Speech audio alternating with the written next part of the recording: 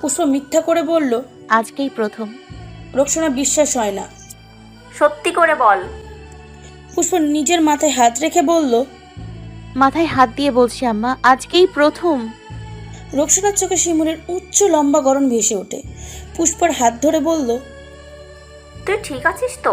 সত্যি বলবি? পুষ্পর মা কিসের কথা বলছে পুষ্প বুঝতে পারে। তার শিমুল তো এত খারাপ না। উপর নিচ মাথা নেড়ে বলল, আমরা খারাপ কিছু করিনি আম্মা। পুষ্পর দিকে তাকিয়ে রোকসানা বললেন, তাহলে রাতে কিসের দেখা? এত বড় ছেলের সাথে কিসের সম্পর্ক?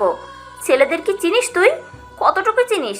একবার সব আদায় করতে পারলে রাস্তায় ছুঁড়ে মারতে এক মুহূর্ত দেরি করবে না। পুষ্প বিশ্বাসের সাথে বলল। শিমুল ভাই এমন না। রোকসানা তেতে ওঠে। বেশি চিনে ফেলেছিস। চেয়ারম্যানের ছেলে সর্বনাশ করে চলে গেলে কি করতে পারবি? তারপর পুষ্পর দিকে তাকিয়ে বলল, আমাদের কথা একবারও ভাবলি না? কিভাবে এমন খারাপ হলি তুই? তোকে আমরা বিশ্বাস করেছিলাম। পুষ্প সারা শরীরে ব্যথা, অন্তরে ব্যথা, মায়ের দিকে তাকানোর সাহস পাচ্ছে না। তার শিমুলের ওপর তার বিশ্বাস আছে। শিমুল তাকে পাগলের মতন ভালোবাসে। রোকসানা মাথায় হাত দিয়ে বসে থাকে কিছুক্ষণ, পরে বলল, এখন থেকে শিমুলকে ভুলে যাবি।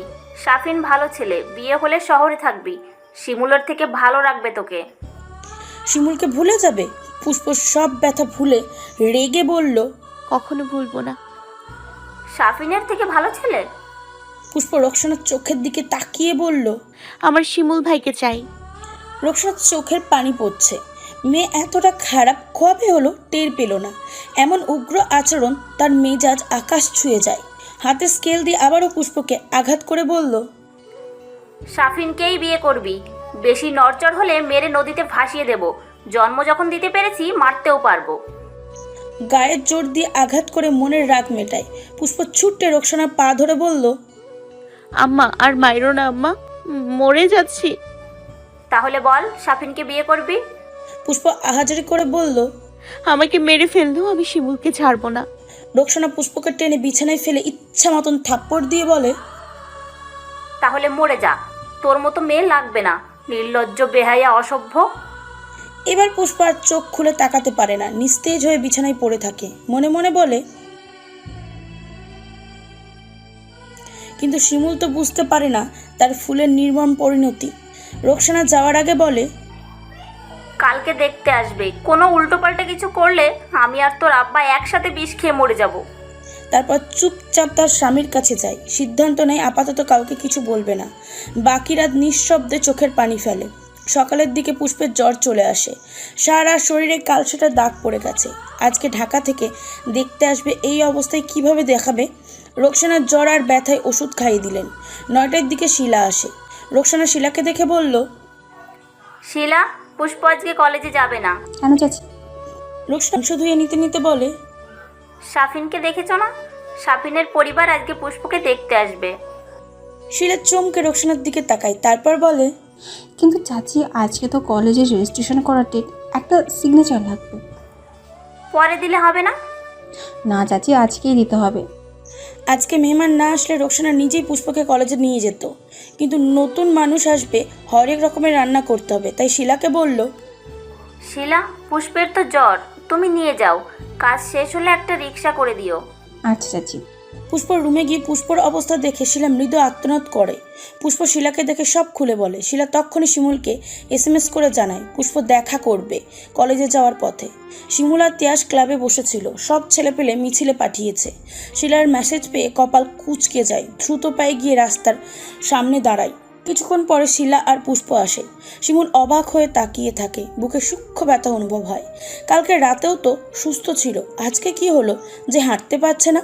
শিলাকে ইশারা করে ক্লাবের ভিতরে আসতে। শিমুল অফিস রুমে পুষ্পকে বসিয়ে শিলা আর তিয়াস বাইরে চেয়ারে বসে পড়ে। শিমুল এক নজরে পুষ্পর দিকে তাকিয়ে আছে। এগিয়ে গিয়ে পাশে দাঁড়ায়।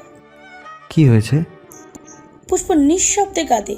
শিমুল হাত ধরে দাঁড় করাতে নিলে পুষ্প কেঁদে ওঠে। শিমুল ওড়না সরিয়ে হাত দেখে বলল, এগুলো কি পুষ্প?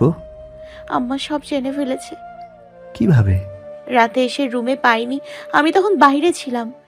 শিমুল চোখ বুলিয়ে বলল, সারা শরীরে মেরেছে? হ্যাঁ।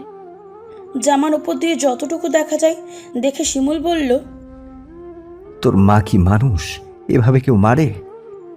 পুষ্প শিমুলের সান্নিধ্যে এসে যেন আরও গলে যায়, কেঁদে কেঁদে বলে, আমি আপনাকেই ভালোবাসি, আপনাকেই বিয়ে করব, শাফিনকে না।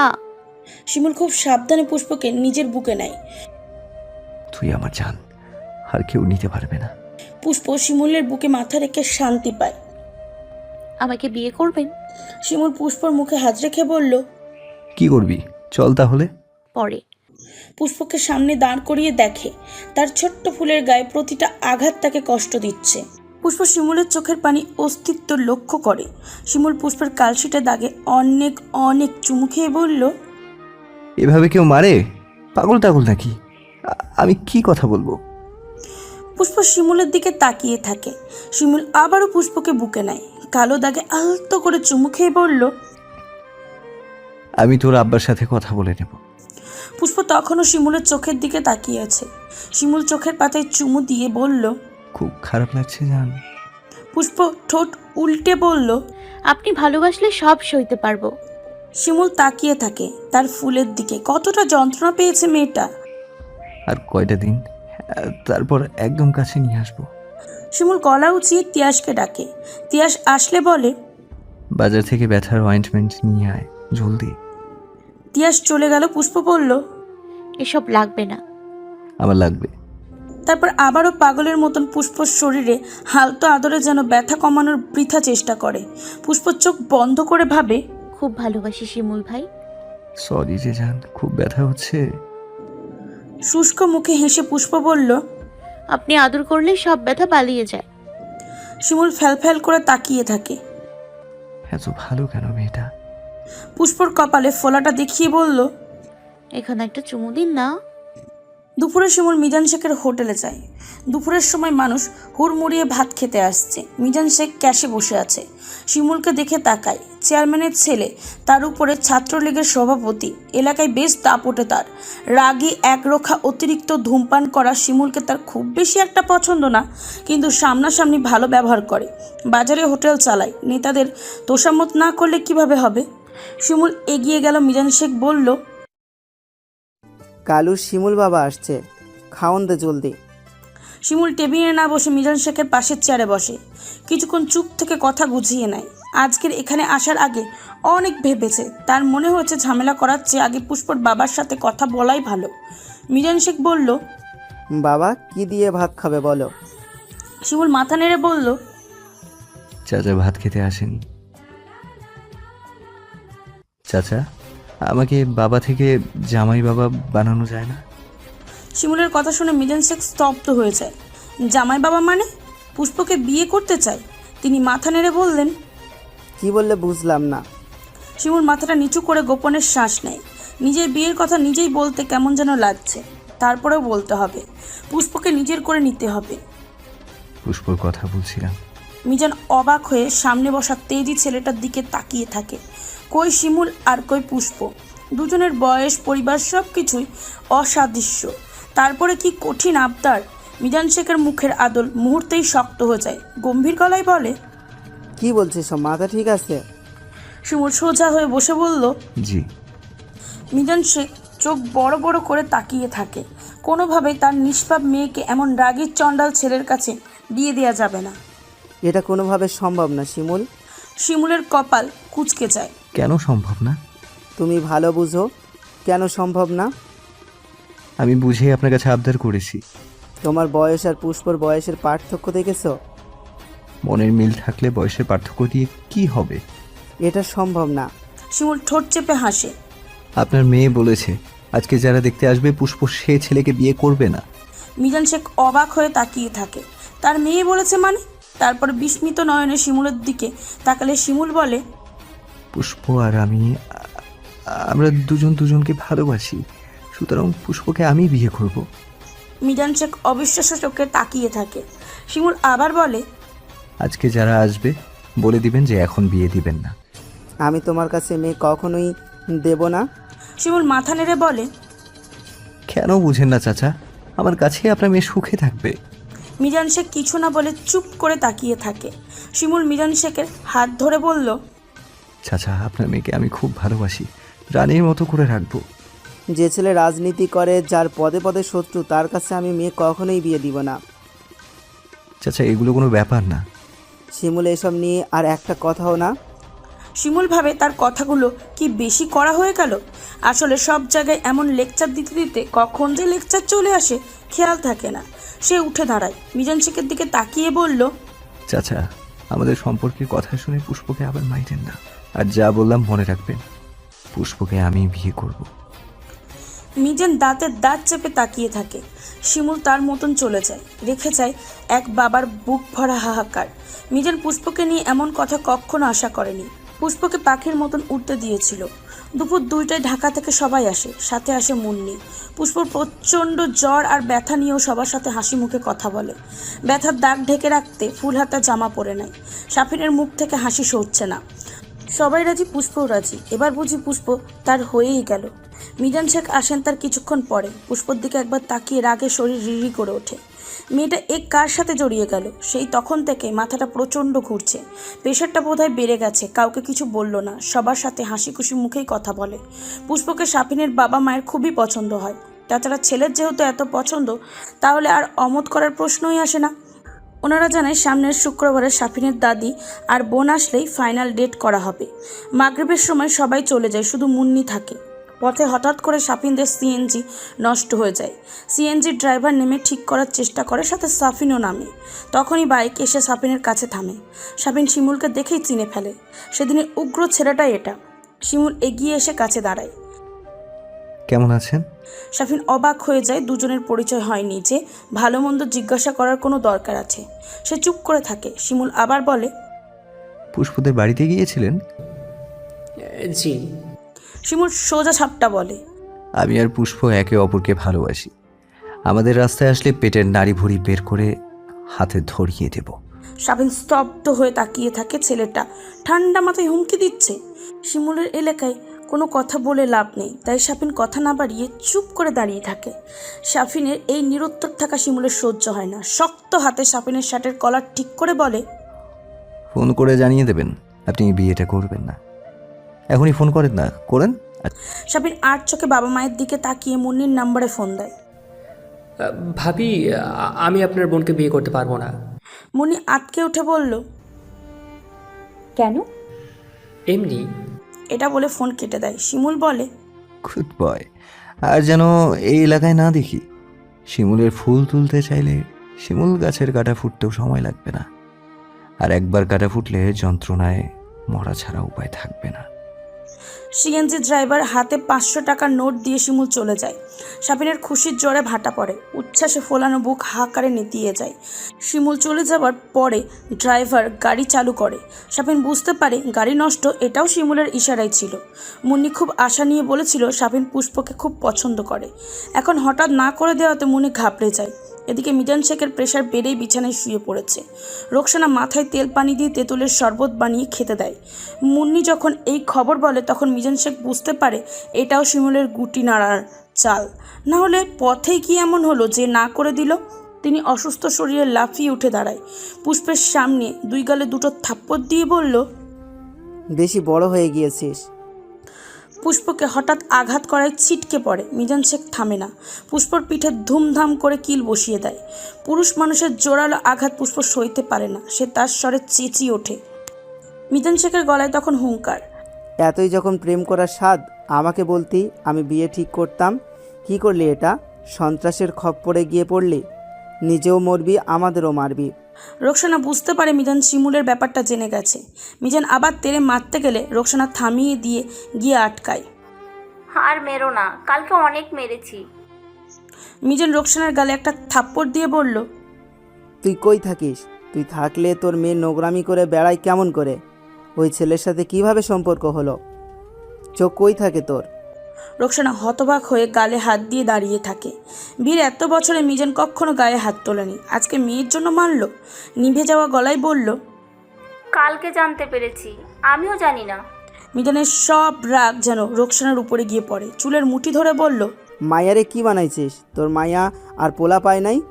আর পাইতে হবে বা কেন? বাবা মায়ের অপেক্ষা করা গেল না? রোকসানা লজ্জায় চিৎকার করতেও ভুলে যায়। মুন্নি আর পুষ্প মিজানকে ছাড়ায়। পুষ্প বলে, আব্বা আমারে ছেড়ে দাও। সাথে সাথে মিজান রোকসানাকে ছেড়ে পুষ্পর গলা টিপে ধরে। তুই আমারে আব্বা ডাকবি না, আমার পুষ্প মরে গেছে। যেই পুষ্প অনেক লেখাপড়া করে বড় অফিসার হওয়ার ইচ্ছে ছিল, সেই পুষ্প আর নেই। বলিষ্ঠ হাতের আঙুলের ছাপে পুষ্পের দম আটকে যায়। মুন্নি টেনে তার আব্বাকে সরায়। কালকের আঘাতের ব্যথায় এখনও তাজা। আজকের আঘাত পেয়ে পুষ্প পাখির মতন ছোট্ট নরম শরীর নেতিয়ে পড়ে যায়। আলমারির হাতল ধরে কোনো রকমে দাঁড়িয়ে থাকে। রোকসানা চুপচাপ চেয়ারে বসে আছে। পুষ্প সেদিকে তাকিয়ে গলা ফাটিয়ে কাঁদতে ইচ্ছা করে, কিন্তু গলা দিয়ে কোনো শব্দ বের হয় না, শুধু চোখ দিয়ে পানি পড়ছে। মুন্নি মায়ের মাথায় হাত বুলিয়ে দিচ্ছে। মিজান শেখের শরীর কাঁপছে, মাথা ঘুরিয়ে আবার পুষ্পর দিকে তাকায়। কত স্বপ্ন ছিল মেয়েটাকে নিয়ে, তিনি তো বিয়েও দিতে চায়নি। রোকসানা জানে বিধায় এত চাপ দিচ্ছিল। আজকে শিমুলের বলা কথাগুলো মনে পড়ে। আবারও শরীরে রাগ তত্তর করে লাফিয়ে ওঠে। তাকে বলে কিনা পুষ্পকে না মারতে। কত সাহস তার মেয়ের উপর অধিকার খাটাতে আসে। আবার বলে কিনা বিয়ে করবে। বিছানায় থাকা টর্চ লাইট হাতে নিয়ে আবার পুষ্পর কাছে যায়। কেউ কিছু বুঝে ওঠার আগেই পুষ্প চুল টেনে পিঠে লাইট দিয়ে আঘাত করে। এবার যে আঘাতের পরিমাণ আরও বেশি, পুষ্প চুপ করে থাকতে পারে না। শব্দ করে আম্মা আম্মা বলে কেঁদে ওঠে। রোকসানা পাগলের মতন এসে মেয়েকে চাপটে ধরে বলে, কি করো, মেরে ফেলবা নাকি? বাপের মেয়ে মারা অমঙ্গল। মিজান রাগে কাঁপতে কাঁপতে বলে, মেরেই ফেলবো, এমন অবাধ্য সন্তান লাগবে না। পুষ্প তখন হাত দিয়ে তার পিঠ ডলে যাচ্ছে। এত ব্যথা মনে হচ্ছে মরে যাবে। মুন্নি তার আব্বার হাত থেকে লাইটটা নিতে নিতে বলল, কি শুরু করলে আব্বা? এবার মিজান মহিলাদের মতন কেঁদে ওঠে। কি শুরু করেছি? তোর বোন কি করে এগুলা? শিমুল আমাকে হোটেলে এসে হুমকি দিয়ে যায়। এই হুমকি ধুমকি শোনার জন্য মেয়ে জন্ম দিয়েছিলাম। আল্লাহ, আমি মরি না কেন আল্লাহ? এত অবাধ্য সন্তান কিভাবে হলো? তারপর কেঁদে কেঁদে বলে, আমাকে তোর বোন বলে অফিসার হবে, মা বাপের দায়িত্ব নিবে, এই তার নমুনা? সন্ত্রাসের ঘরে গিয়ে লাঠি বেটা খেয়েই তো কুল পাবে না আর দায়িত্ব? মুন্নি, ওরে বের হয়ে যেতে বল। আর পুষ্প মরে গেছে।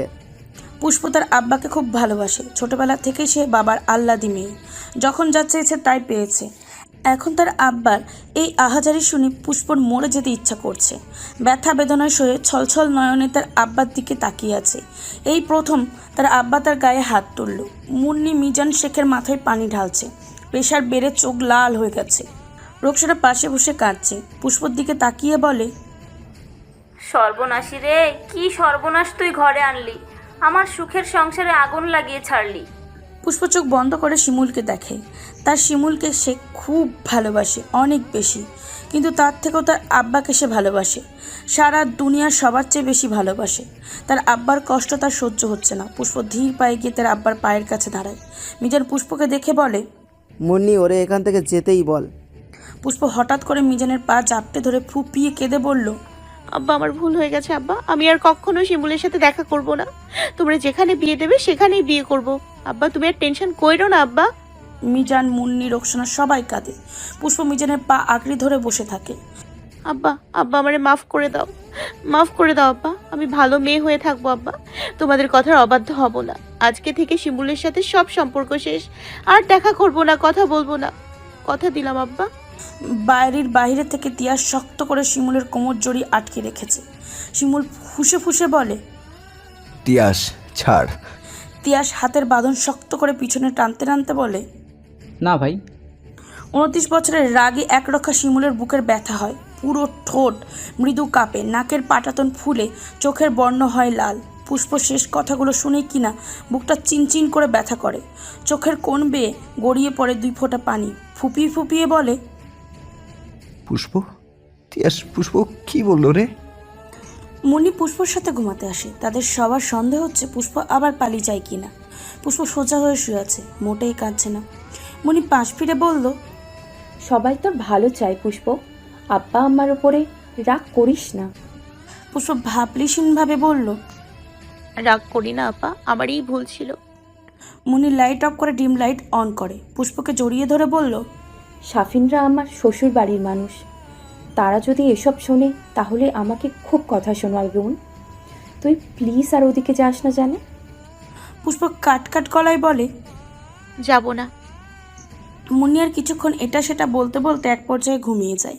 তার গাঢ় নিঃশ্বাসের শব্দ শুনে পুষ্প 2 ঠোঁট ফাঁক করে কয়েকবার ফুপিয়ে ফুপিয়ে শ্বাস নেয়, তারপর হঠাৎ করে ঠোঁট উল্টে কেঁদে দেয়। শব্দ হওয়ার ভয়ে হাত দিয়ে মুখ চেপে ধরে কাঁদছে, কিন্তু শব্দ হচ্ছে না। চোখ দিয়ে অনবরত পানি গড়িয়ে পড়ছে।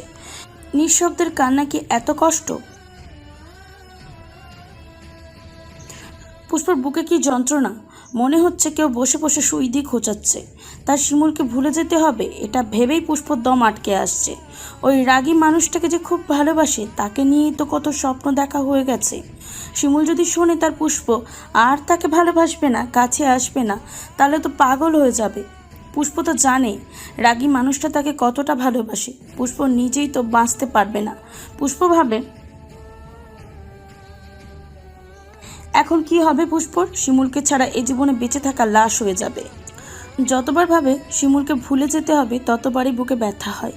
পুষ্প ছটপট করে বিছানা থেকে উঠে ফোড়ে বসে দুহাত দিয়ে চুল টেনে ধরে। সারা শরীর ব্যথায় নীল হয়ে আছে। এত যন্ত্রণাও সুখের হতো যদি শিমুলটা তার হতো। সারা শরীর মরণ ব্যথায় নিয়ে পুষ্প হাতের উপর মাথা রেখে ফ্লোরেই শুয়ে পড়ে। শিমুলকে ভুলে যাওয়া অসম্ভব। বিড়বিড় করে বলল, শিমুল দেখো না আমার কত কষ্ট হচ্ছে, তোমার ফুলটা কষ্ট পাচ্ছে। তুমি কই গো শিমুল? ওই শিমুল, কিভাবে ভুলবো তোমায়? এত ভালোবাসার মালা কিভাবে আমি ফিরিয়ে দিব? তোমায় ছাড়া বাঁচবো না, একদমই মরে যাব। এই এত এত বিষ ব্যথা নিয়ে তোমার ফুল বাঁচতে পারবে না, মরে যাবে, দেখে নিও। পুষ্প জানতেও পারল না জানলার ওপাশে তার শিমুল ঘন্টার পর ঘন্টা দাঁড়িয়ে আছে। তিয়াস রাস্তার পাশে চুপচাপ বসে আছে। শিমুলকে অনেক চেষ্টা করেছে বাড়ি নিতে, কিন্তু শিমুল এই জায়গা থেকে নড়ছেই না। রাত 2টো বেজে গেছে। শিমুলের দাদা মজিব হাওলাদার কয়েকবার ফোন দিয়েছে, শিমুল রিসিভ করেনি। দুনিয়ার সব কিছু বৃতৃষ্ণা লাগছে। সে কখন থেকে শিমুলের বুকটা চিনচিন করে ব্যথা করছে, নাকের পাটাতন ফুলে ফুলে চোয়াল হচ্ছে শক্ত, শ্বাস প্রশ্বাস চলছে দ্রুত গতিতে। হালকা কালচে ঠোঁট মৃদু কাঁপছে, গভীর চোখ দেখায় ছলো ছলো। পুষ্পকে করা প্রতিটা আঘাত, পুষ্পর করা আর্তনাদ শিমুলের অন্তর পুড়িয়ে দিয়েছে। বুকটা হয়ে গেছে রক্তাক্ত। কালকে থেকে পুষ্প শুধু মার খেয়েই যাচ্ছে। এই এতটুকুনো শরীরে এত মার সহ্য হচ্ছে, কষ্ট পাচ্ছে না? শিমুল পুষ্পদের বিল্ডিংয়ের দেয়ালে হেলান দিয়ে চোখ বন্ধ করে দাঁড়ায়। বিড়বিড় করে বলে, জান, তোর কি খুব কষ্ট হচ্ছে? ব্যথা হচ্ছে? আমারও ব্যথা হচ্ছে। তোর সব ব্যথা আমার হোক, তাও তুই কখনো ছেড়ে যাস না। কিন্তু তুই যে বললি সব শেষ করে দিবি। পুষ্প, কিভাবে বললি আমাকে ভুলে যাবি? একবারও ভাবলি না আমি তোকে ছেড়ে থাকতে পারবো না? তুইও কি মনে করিস রাগী শিমুল ভালো না, পাষাণ, সন্ত্রাস? সবাই রাগী শিমুলকেই দেখে, কেউ শিমুলের ভেতরের নরম তুলোটা দেখে না। মিজান শেখের উপর তার খুব রাগ হয়। এভাবে মারতে হয়? জোর করিয়ে ইমোশনাল টর্চার করে ঠিক পুষ্পর মুখ থেকে না বের করলো। শিমুল সিদ্ধান্ত নেয় কালকেই সকালেই তার আব্বাকে পুষ্পর কথা বলে মিজান চাচার কাছে বিয়ের প্রস্তাব পাঠাতে বলবে। পুষ্প ভুলে যাবে বলুক আর যাই বলুক, শিমুল কি বললেই ভুলে যাবে? ছেড়ে দিবে? এত সস্তা? এত বছরের অপেক্ষা কি বৃথা যাবে? কখনো না। তার শিমুল গাছের যে ফুল ফুটেছে তা এত সহজে নিতিয়ে পড়তে দিবে না। শিমুল চোখ বন্ধ করে দাঁড়িয়ে থাকে। একটু যদি দেখতে পেত। শিমুল হেঁটে তিয়াসের কাছে যায়। তিয়াস, দেখা করার ব্যবস্থা করে দিতে পারবি? তিয়াস উঠে দাঁড়ায়। এখন কিভাবে দেখা করবি? এমনি কত মার খেয়েছে, এখন যদি তোকে দেখে তাহলে আরো মারবে। শিমুল বোঝে, কিন্তু মনটাকে বোঝাতে পারে না। এত বড় ছেলের এই পাগলামি মানায় না। কিন্তু সে যে প্রেমিক, প্রেমিকের বয়স দেখে তো আর পাগলামি আসে না। প্রেমিকের মন যে বড়ই অবাধ্য। ইতিমধ্যে শিমুল 4 প্যাকেট সিগারেট শেষ করে ফেলেছে। বুকটা এত পুড়ছে, শিমুল হাত দিয়ে মাথার চুল খামচে ধরে। রাত 3টার দিকে বাড়ি যায়। বিছানায় শুয়ে চোখ বন্ধ করে পুষ্পর মুখটা দেখে। শিমুল শান্ত হয়ে শুয়ে অশান্ত মন নিয়ে সকাল হবার অপেক্ষায় থাকে। মজিব হাওলাদার কানে মন্টুর কথাটা ঠিক দেয়। সন্ধ্যায় এসে বলে, দাদা একটা কথা ছিল। মন্টুর কথা ছিল মানেই গুরুত্বপূর্ণ কথা। মজিব চোখ তুলে তাকালে বলে, শিমুল ভাইজান রাত করে খালি পশ্চিম পাড়া যায়। মজিব হাওলাদারের কপাল কুঁচকে যায়। কেন যায় তা যায় না, তাই আরো কয়েকদিন দেখছে। কালকে দেখা জিগানে কয় তিয়াসের কাছে যায়। মজিব হাওলাদার কিছু না বলে তাকিয়ে থাকে। সারা দিন রাত শিমুল আর তিয়াস একসাথে থাকে। এত রাতে আবার দেখা করার কি কারণ থাকতে পারে? নাকি শিমুল মেয়ে ঘটিত কোনো কিছুতে জড়িয়ে গেছে? না, এবার শিমুলের বিয়ে নিয়ে আলাপ করা দরকার। বয়স তো কম আর হলো না। কয়েকদিন আগে নির্বাচনের কাজে শিমুলকে ঢাকা তাদের উপজেলার এমপি ইউসুফ আবদুল্লাহ সাহেবের কাছে পাঠিয়েছিলেন। তাগড়া সুদর্শন শিমুলকে এমপির খুব মনে ধরে। কথাবার্তায় শিক্ষিতের ছোঁয়া, কথার মাঝে তেজের রেশ বিদ্যমান। এই আলাদা ব্যক্তিত্বের অধিকারী শিমুলকে এমপির মতন লোক নিজের ভাগ্নির জন্য পছন্দ করে ফেলে। মজিব হাওলাদারের কাছে ফোন করে কথাটা জানাতে দেরি করেননি। মজিব হাওলাদার যেন হাতে আকাশের চাঁদ পায়। এমপির সাথে আত্মীয়তা করা মানে এলাকায় তাদের ক্ষমতা আরও পাকাপোক্ত হওয়া। সবসময় এমপির সুনজর থাকবে। তিনি সেদিনই তার ছেলে শওকত হাওলাদারের কাছে কথাটা বলে। শওকত হাওলাদার নিজেও বেশ খুশি। এর চেয়ে ভালো সম্বন্ধ আর হতেই পারে না। দুজনেই ভাবলেন নির্বাচনের পর কথা এগিয়ে নেবেন, কিন্তু এখন শিমুলের পশ্চিম পাড়ায় যাবার কথা শুনে মনে আলাদা চিন্তা দুলে যায়। মন্টুর দিকে তাকিয়ে বলে, পশ্চিম পাড়ায় কোনো মেয়েটাই আছে নাকি? মন্টু খানিক ভাবে, তারপর বলে, আছে মিজানের মেয়ে পুষ্প আর তিয়াসের বোন শিলা। মজিব হাওলাদার নাক ছিটকে বললেন, আমার ভাইয়ের নজরে এত খারাপ হয় নাই যে এমন ছোট লোকের মায়ের দিকে নজর দেব। উঁচু বংশের পোলা, নজর থাকবো চাঁদের উপর। কিন্তু রাতে যখন শিমুল বাড়ি ফেরে না, মোবাইল রিসিভ করে না, তখন মুজিব হাওলাদারের সন্দেহ হয়। সকালে শিমুল নাস্তার টেবিলের উপস্থিত হয়। সবার খাওয়ার শেষে তার আম্মা টেবিল গুছিয়ে নিচ্ছে। সারা রাত জেগে থাকার কারণে শিমুলের চোখ অসম্ভব লাল দেখায়। রাবিয়া কিছু বোঝার আগেই পিছন থেকে শিমুল মাকে জড়িয়ে ধরে। রাবিয়া ছেলের মাথায় হাত বুলিয়ে বলল, আমার আব্বা এত তাড়াতাড়ি উঠে গেছে? শিমুল মাথা নেড়ে বলল, আব্বা কই মা? ঘরে, টেবিলে বস, নাস্তা দিই। এখন নাস্তা করবো না, একটা জরুরি কথা বলি শোনো। কি? শিমুল মুচকি হাসে, মাথাটা দুলিয়ে বলে, মা আমি বিয়ে করব। রাবিয়া বিস্ময়ে হাঁ করে তাকিয়ে থাকে। কয়েক বছর ধরে বিয়ের কথা বললেও এড়িয়ে গেছে, আর আজকে কিনা নিজেই বিয়ে করবে বলছে। ওনার মুখে হাসি ফুটে ওঠে। মেয়ে দেখবো? না মা, মেয়ে পছন্দ করে ফেলেছি। রাবিয়া অবাক হয়ে বলে, কাকে? শিমুল মায়ের দিকে তাকিয়ে বলে, পশ্চিম পাড়ার মিজান চাচার ছোট মেয়ে পুষ্প। রাবিয়া যেন আজকে অবাক হবার দিন। পুষ্পকে তিনি চেনে, তার বিয়ের উপযুক্ত ছেলে যে এমন ছোট মেয়ে পছন্দ করবে এটা ভাবেনি। মেয়ে তো খুব ছোট আব্বা। শিমুল মায়ের হাত ধরে বলে, আমরা দুজন দুজনকে পছন্দ করি মা। রাবিয়ার চোখ বড় বড় করে তাকিয়ে ফিসফিস করে বলল, বলিস কি? শওকত হাওলাদার 7 নম্বর ওয়ার্ডের এক সমাবেশে যাচ্ছিলেন। শিমুল তার আব্বাকে দেখে ছুটে সামনে গিয়ে দাঁড়ায়। অকপটে সব কথা বলে দেওয়ায় শিমুলের নিজের আব্বার কাছে নিজেই বিয়ের কথা বলতে একটু লজ্জা লাগে। মাথা চুলকে বলল, আব্বা একটা কথা ছিল। শওকতের চোখে শিমুল খুব মূল্যবান। শিমুলের মাঝে নেতা হওয়ার সব লক্ষণ প্রস্ফুটিত, তাই তো নিজের হাতে গড়ছেন। শিমুল কিছু বলতে চায় শুনে সোফায় গিয়ে বসে। শিমুল সামনে দাঁড়িয়ে বলে, শওকত চোখ খোঁজ করে বলে, ভালো লাগে মানে কি? আব্বা বিয়ে করতে চাই। শওকত হাওলাদার চল শক্ত হয়ে যায়। এমপির ভাগিনার জন্য এই ছেলেকে পছন্দ করেছে, আর ও কিনা পছন্দ করে ভাতের হোটেলের মালিক মিজানের মেয়েকে। অবিশ্বাস্য। ভেবেছিলেন নির্বাচনের পর শিমুলকে সব বলবে, কিন্তু তার আগে যে ছেলে এমন ছোট লোকের মেয়েকে বিয়ে করার ইচ্ছা ব্যক্ত করে ফেলবে এটা ক্ষণক্ষরেও ভাবেনি। কিন্তু এখন উল্টোপাল্টা কিছু বললে শিমুলের মতন খ্যাপা সারকে রাগিয়ে নির্বাচন ভুন্ডুলে লাগাতে চায় না। নির্বাচনে শিমুল না থাকলে ব্যাপক ক্ষতি, তাই মাথা খাটিয়ে বলল, 4 দিন পরে নির্বাচন, এখন এই বিষয়ে কথা না বলে আমরা নির্বাচনের পরে কথা বলি। তোমার পছন্দ গুরুত্ব দেব, ঠিক আছে? তিনি এমনভাবে শিমুলকে বললেন যেন শুনে মনে হয় শিমুলের পছন্দের ওনার আপত্তি নেই। শিমুলের মনটা খুশিতে নেচে ওঠে, হাসি মুখে বলে, ঠিক আছে আব্বা। শওকত উঠে দাঁড়িয়ে বলে, আর কিছু বলবে? না। শওকত সামনে এগিয়ে যায়। তার আব্বা এই অথবতনের কথা শুনলে তুল কালাম করে ফেলবে। কপালে 2 ভাঁজ চিন্তার রেখা ঠেলে দূরে সরিয়ে দেয়। শিমুল তার আব্বার ছলচাতুরি কিছুই বুঝতে পারে না, ছুটে যায় তিয়াসের কাছে। রাবিয়া দূরে দাঁড়িয়ে দীর্ঘশ্বাস ফেলে। পুষ্প সারা রাত ঘুমায়নি, শুধু কেঁদেছে। কিভাবে ভুলবে শিমুলকে, এটাই মূল কারণ। অতিরিক্ত কান্নার ফলে চোখের পাতা ফুলে উঠেছে। সকালে চোখ বন্ধ করে বিছানায় শুয়ে থাকে। মুন্নি এসে বলে, পুষ্প 9টা বাজে, উঠে যা। পুষ্প ধরপড়িয়ে উঠে বসে। 9টা বাজে, কলেজে যেতে হবে। মুন্নি বোধহয় বুঝতে পারে। সে বলল, আব্বা বলেছে তুই সপ্তাহখানেক কলেজে না যেতে। পুষ্পের চোখে আবার পানি জমে। কলেজে যাওয়ার পথে শিমুলকে শেষবার দেখার ইচ্ছাটা জেগে উঠেছিল। বালিশের কাছে রাখা ওড়না দিয়ে ফোলা চোখ ডোলে মুছে নেয়। মুন্নি সেদিকে তাকিয়ে বলে, এত কাঁদার কি আছে? এর চেয়ে ভালো বিয়ে দিব দেখিস। এর চেয়ে ভালো বিয়ে, কিন্তু সেখানে তো শিমুল থাকবে না। মৌমাছির মতন উড়ে উড়ে ভালোবাসা শেখাবে না। এত পাগল করা ভালো তো আর কেউ বাসবে না। পুষ্পর প্রথম প্রেমকলি তো সে শিমুলের নামেই লিখে দিয়ে ফেলেছে, তাহলে এর চেয়ে ভালো বিয়ে দিয়ে কি হবে? পুষ্প চোখ ভরে আবার পানি আসে, উঠে বাথরুমে যায়। বাথরুম থেকে এসে দেখে পুণ্যি নেই। পুষ্প জানলা খুলে দেয়। শিমুল প্রায় জানলার গ্রিল ধরে দাঁড়িয়ে আহ্লাদ করে এটা সেটা বলতো, কড়া চোখে তাকিয়ে শাসন করত। শিমুল গ্রিলের যেখানে হাত দিয়ে দাঁড়াতো পুষ্প তার হাত সেখানে রাখে।